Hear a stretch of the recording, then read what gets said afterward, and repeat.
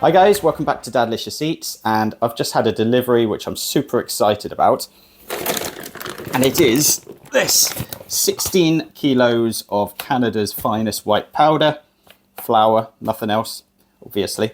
Now it's time for us to start baking. So I think German bakeries are easily the best in Europe, hands down. No other country comes close. We're going to be making a delicious pretzel bread today called Laugenbrot. It is super fluffy, super tasty. The children, I made some the other day, the children ate them all instantly.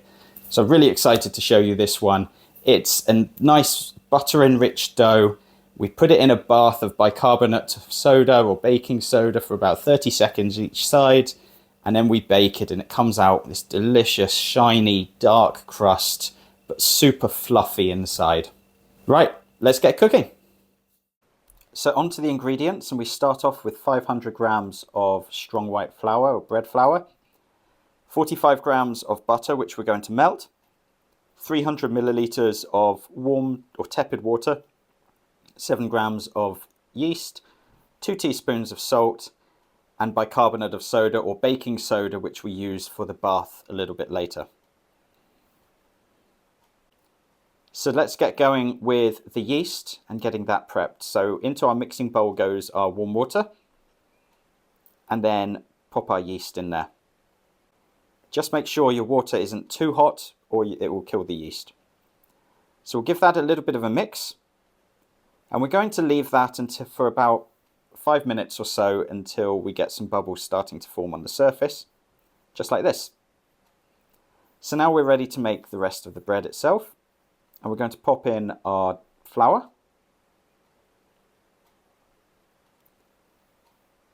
followed by the salt,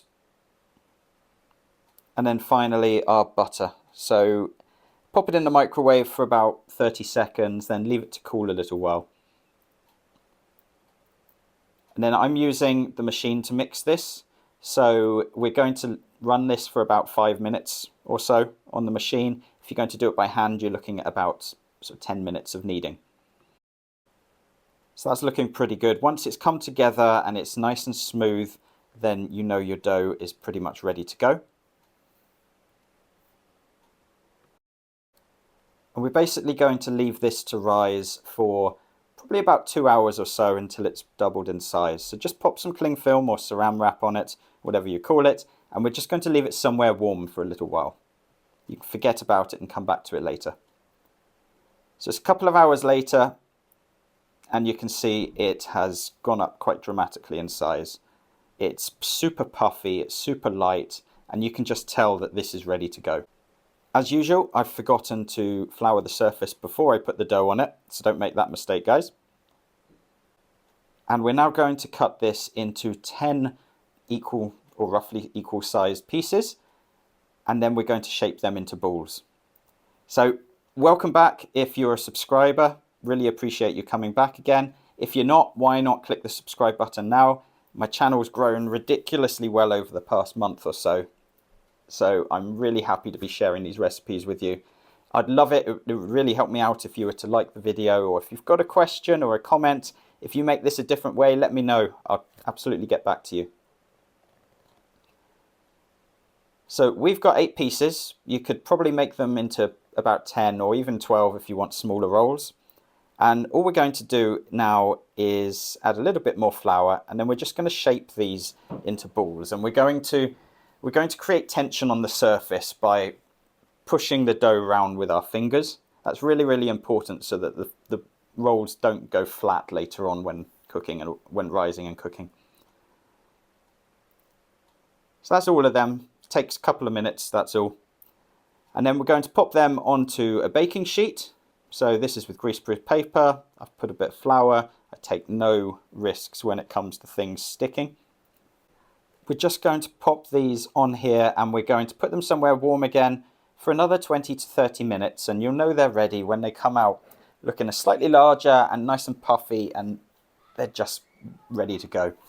In the meantime, let's get our baking soda bath ready. So we're going to boil some water, and gently add in about 50 grams or so of baking soda. So just be careful when you do this because it does tend to rise up and you might boil over. And then we're going to pop in a couple of the rolls, 2 or 3 of them at a time, and we're going to leave them in there for about 30 seconds before flipping them over.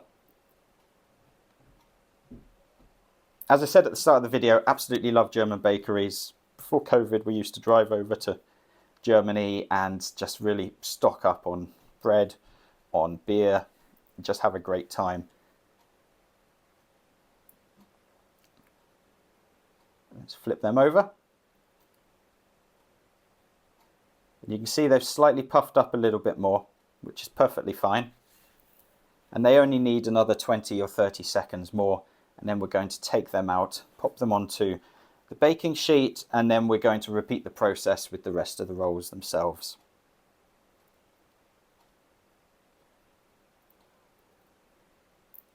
So when you've done all of that, it's time to add the last finishing touches. So using a sharp knife, now I'm using a tool specific for bread, which is essentially a bit of a razor blade. We're just going to score a little cross in the top of each of these rolls. And this is where the tension you created on the surface when you were forming them comes into play, because these will split as you're cooking. Now we're just going to put on a little bit of flaked sea salt, and we're going to pop these into the oven on about 210 degrees for 16 minutes. And you'll know they're done when they come out looking like this, when they're nice and deep golden. The smell is immense. And these just look absolutely delicious and ready to be eaten. So leave them to cool for 10-15 minutes. They are better when they're slightly warm for sure. But as you can see here, they're super fluffy inside, super addictive, and these will just disappear instantly. So that's it. I'll be back with more great recipes soon. Cheers, guys.